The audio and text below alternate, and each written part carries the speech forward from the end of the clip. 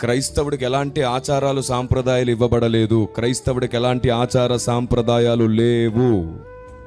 క్రైస్తవుడు బాధ్యత కలిగిన వాడు, ఖచ్చితమైనటువంటి నిష్ఠతో సాగుతున్నవాడు అంతే. క్రైస్తవుడికి ఆచార సాంప్రదాయాలను ముడిపెట్టకండి. క్రైస్తవుడు బాధ్యత కలిగిన వాడు, కర్తవ్యంతో కొనసాగుతున్నవాడు క్రైస్తవుడు. మన బాధ్యత ఏమిటి? ఎలాగైనా సరే అందరికీ సువార్త అర్థమయ్యేటట్లు చేయాలి, దేవుణ్ణి పరిచయం చేయాలి. మన కర్తవ్యం ఏమిటి?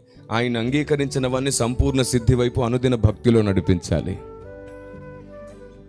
మీరు చెప్పండి, ఎక్కడైనా పౌలు భక్తుడు మనకు ఆచారాలు సాంప్రదాయాలను పాటించమని రాశాడా? లేదే.